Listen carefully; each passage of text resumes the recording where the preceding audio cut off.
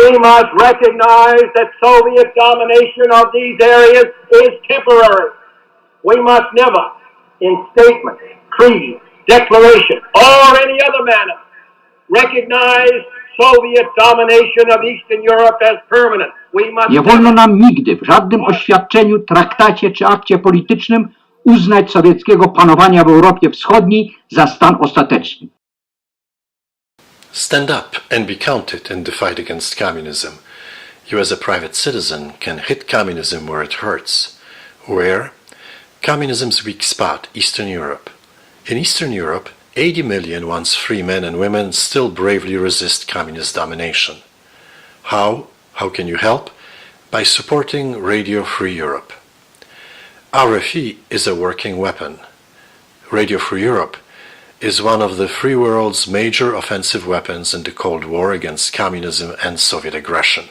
This public service ad was published by Radio Free Europe Fund in the September 15, 1963 edition of Forbes magazine. There were many such ads in the United States in the 1950s and the 1960s. One of them was recorded by Ronald Reagan. However, almost all the money for Radio Free Europe and Radio Liberty at that time came from a secret appropriation from the US Congress, which was hidden in the CIA budget. After 1971, these appropriations for RFE and RL were made public. CIA's involvement with the stations had ended.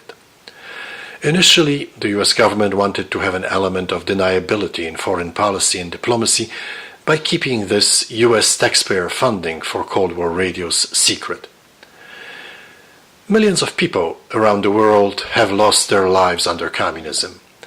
Both RFE and RL played a major role during the Cold War in helping to combat communist media monopoly and in bringing the end to communism with its horrendous human rights violations in East Central Europe.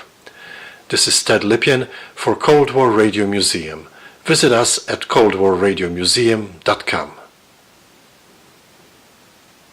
Słowami "jeszcze Polska nie zginęła" zakończył swą mowę prezydent Stanów Zjednoczonych. The old song says, as long as you live, Poland lives. Jeśli Polska nie zginęła. That is still true, as it was in the history of Poland.